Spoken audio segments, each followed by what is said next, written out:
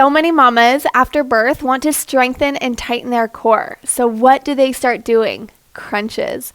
But crunches really are the worst core exercise women can be doing after pregnancy for their abdominal muscles. And in this video, that's what we're talking about. I'm Bridget. I'm a pregnancy and postpartum fitness specialist, childbirth educator, and a mama. And if you're new here and you don't want to miss out on other educational videos, make sure you subscribe and you hit the bell.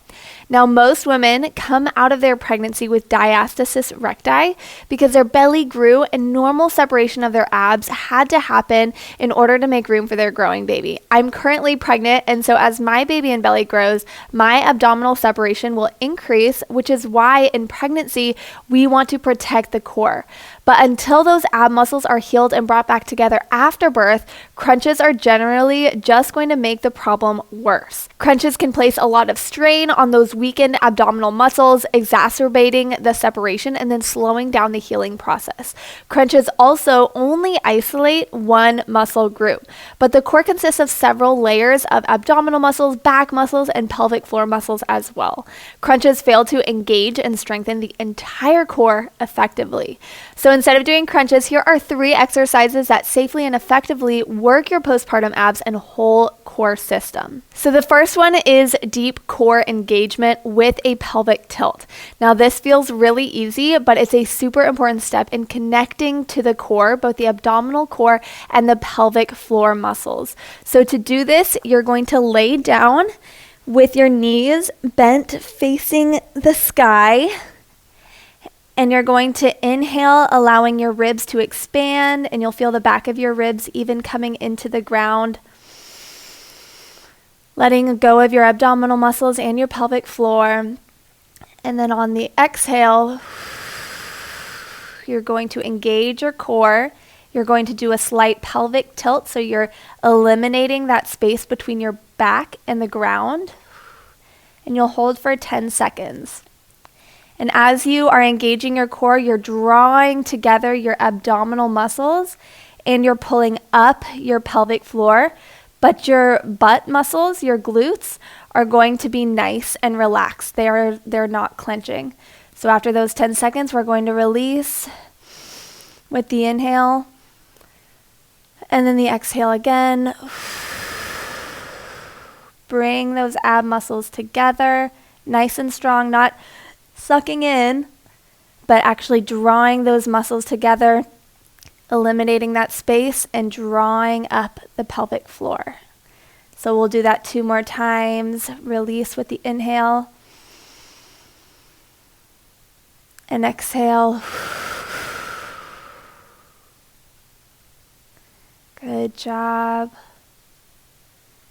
5, 4, 3, 2, 1, release with the inhale.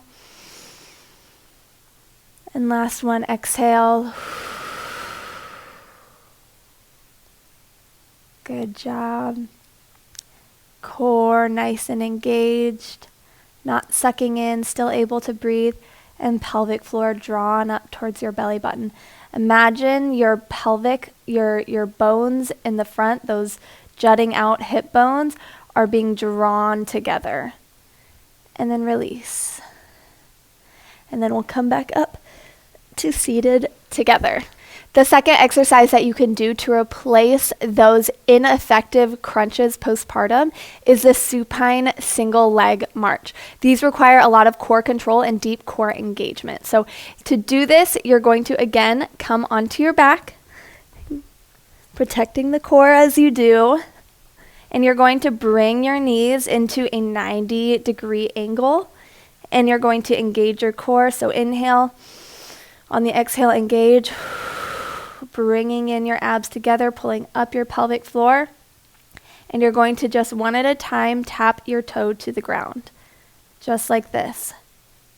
And if at any point you notice that your abs start coning or doming as you bring your feet to the ground like this, you can see my abs are coming to a point instead of staying nice and flat.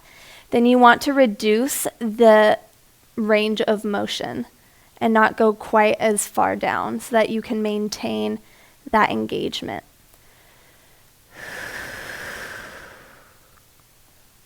So just like this, you'll do this for 1 minute,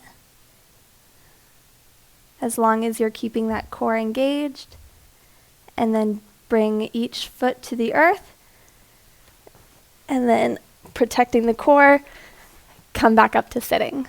Now the third exercise to really target those abdominal core muscles to help heal and restore them are bear planks. These target your deep abdominal muscles, your back muscles, your upper body, and your glutes even. So to do these, you're going to come into an all fours position with your shoulders stacked above your wrists, your knees stacked right under your hips, your toes curled under, and you want to make sure that your pelvis is in a neutral position. So you don't want to be dipping the low back or arching it either. It's going to be nice and flat, like you have a bowl of soup on your back. Then you're going to inhale, and I'll raise up my shirt so you guys can see it a little bit easier. You're going to release your abdominal muscles, your pelvic floor on the inhale.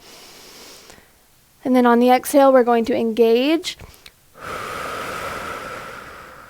and lift the knees just a couple of inches above the ground. And you're going to hold with an engaged core.